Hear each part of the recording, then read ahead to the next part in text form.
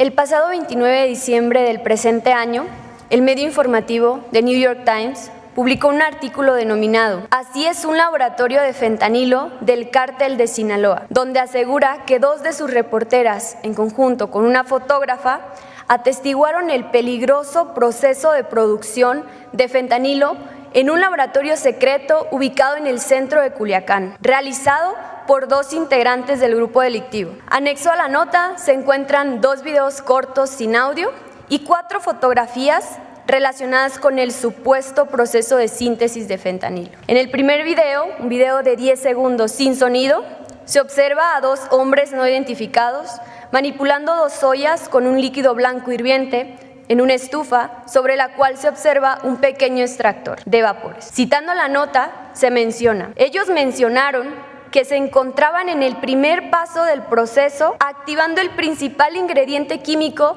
que se usa para hacer fentanilo. Esto sin especificar el nombre de los precursores químicos utilizados. Como medida de protección personal, observamos que únicamente portan una bandana de tela que deja al descubierto los ojos, así como un cubrebocas azul de tela de 3 pliegues. Se identifica una cocina con una ventana de aproximadamente 1 metro cuadrado. En dicha habitación se observan incluso ingredientes como salsas y bebidas alcohólicas, así como otros electrodomésticos. En un segundo video, de 13 segundos, de igual forma sin sonido, se observa a un hombre no identificado manipulando un recipiente de aluminio con polvo color azul, indicando que se trata de fentanilo. Al realizar dicha actividad, no se identifica el uso de alguna protección personal, observándose exposición directa al supuesto polvo de fentanilo. En la primera imagen se observa polvo blanco sobre una mesa circular cercana a una fuente de luz, que según el medio informativo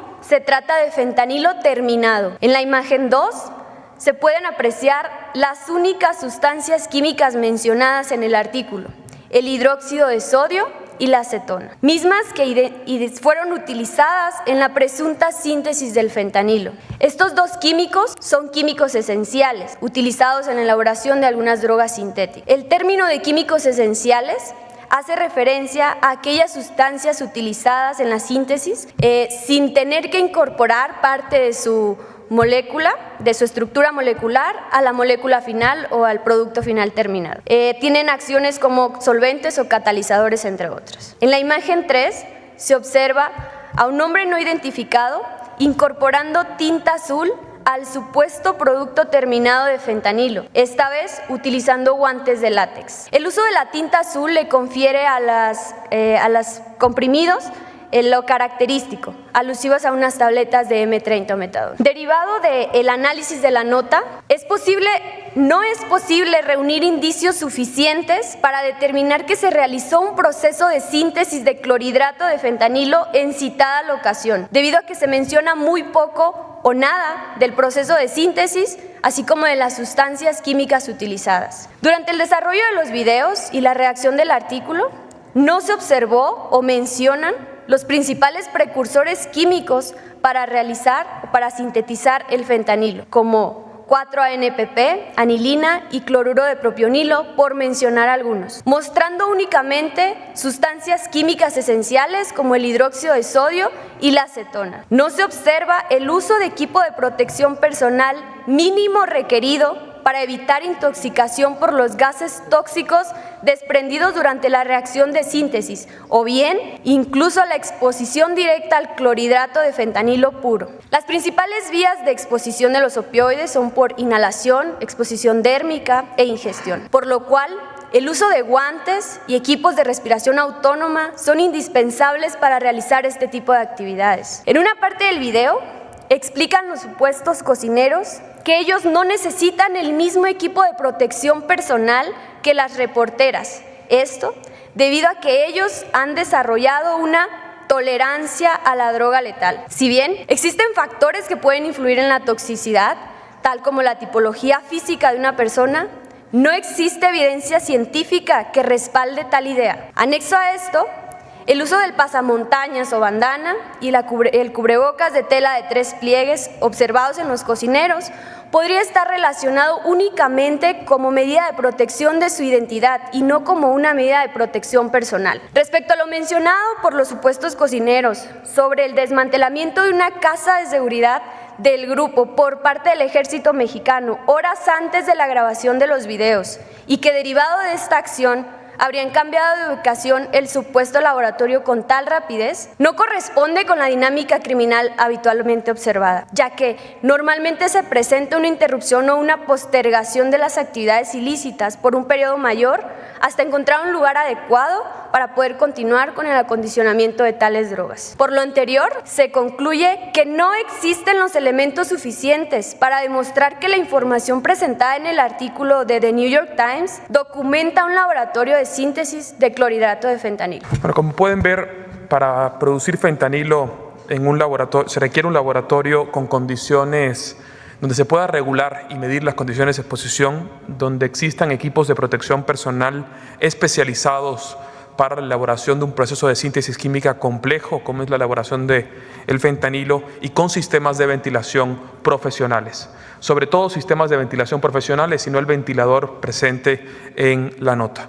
Muy sencillamente, si hubiera sido fentanilo lo que estuvieran produciendo, el operador, la persona que estaba haciéndolo, hubiera durado 30 segundos y hubiera caído fulminado producto de los vapores que presenta la síntesis del fentanilo. Ahora, la pregunta que nos tenemos que hacer es ¿de dónde surge todo esto? En 2009, un químico hindú, Pradher Kumar Gupta, patentó y publicó un método en el cual se puede producir un precursor químico esencial para la producción de fentanilo denominado 4-ANPP. En los anteriores métodos se tenía que hacer 3 o 4 pasos anteriores, y con el método de Gupta, que él lo patentó y que lo publicó en las redes sociales, con tan solo 2 pasos se puede producir este precursor.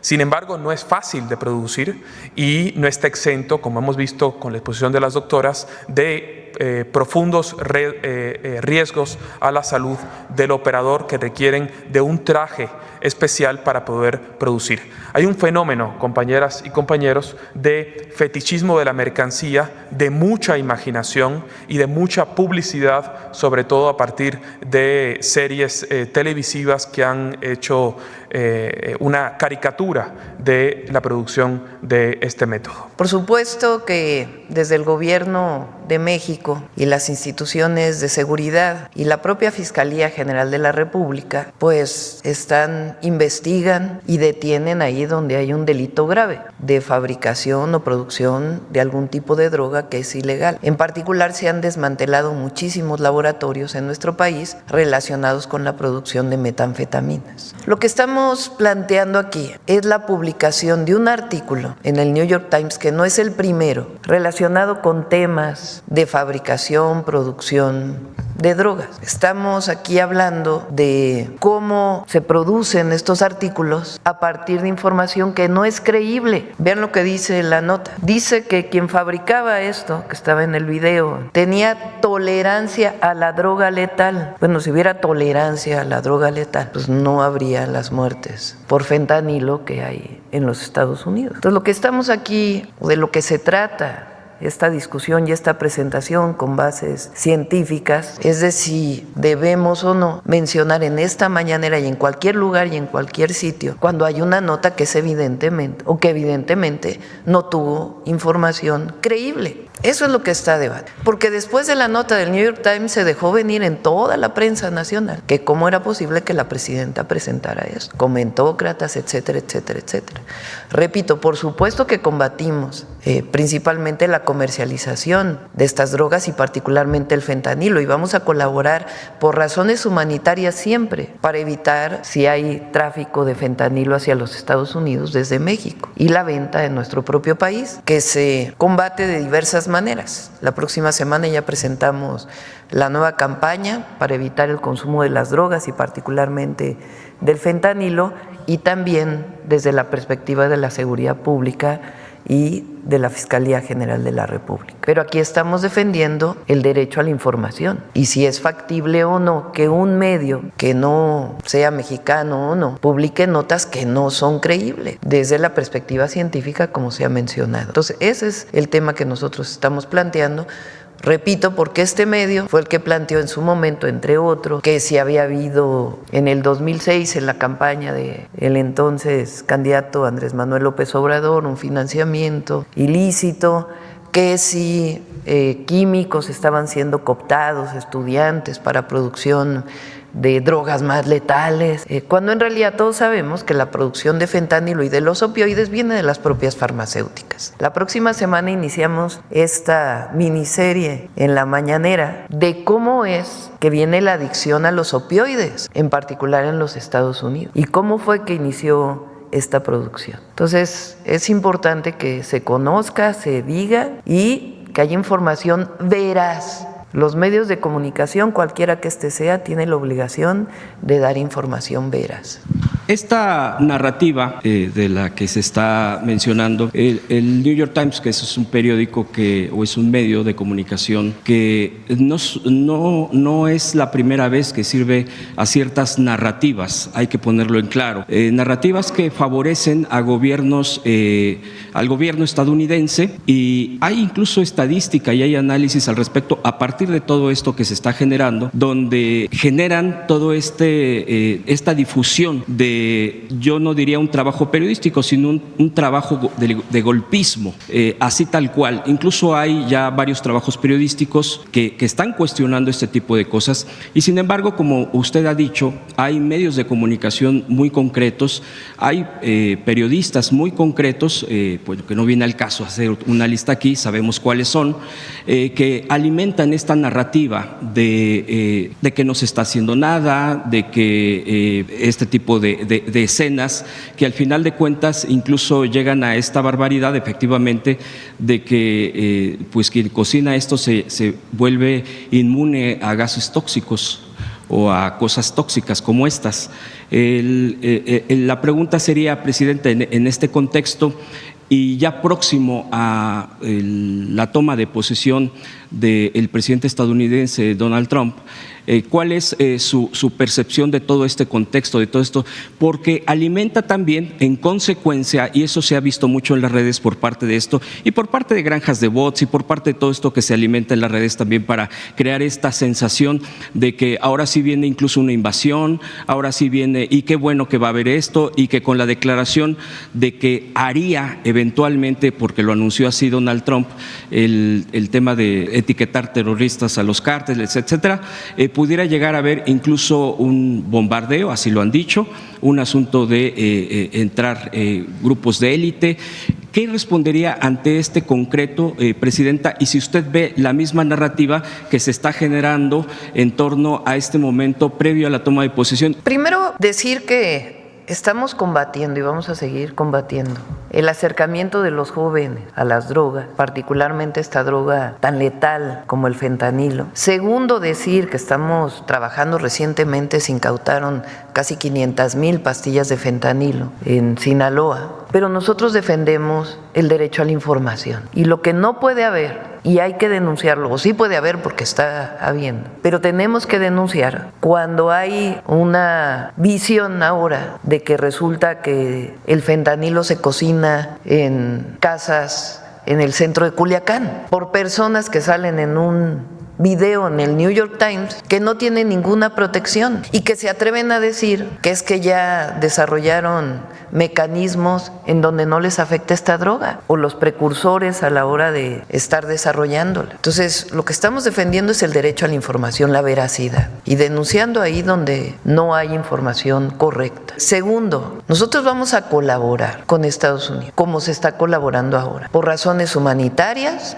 Son más de 100,000 o cerca de 100,000 jóvenes o personas que fallecen por sobredosis de fentanilo en los Estados Unidos, cosa que no ocurre en México. Entonces vamos a colaborar para ayudar en todo lo que esté en nuestras manos para esta crisis sanitaria que están teniendo en los Estados Unidos. Y nuestra visión es que no solamente es la detención de quienes se dedican a esto, sino que hay que tomarlo también como un asunto de salud pública. Ahora, en México no aceptamos injerencismo y colaboramos, pero no nos subordinamos, y así va a ser. Entonces se colabora, se trabaja en información conjunta, pero en México nos hacemos cargo las y los mexicanos, porque las formas de injerencismo, primero, somos un país libre, independiente y soberano. Y segundo, no siempre dejan buenas cosas. Bueno, nunca dejan buenas cosas cuando hay injerencias. Entonces vamos a colaborar, vamos a participar. Se requiere compartir información, que en México se trabaje con las agencias, con la Fiscalía en México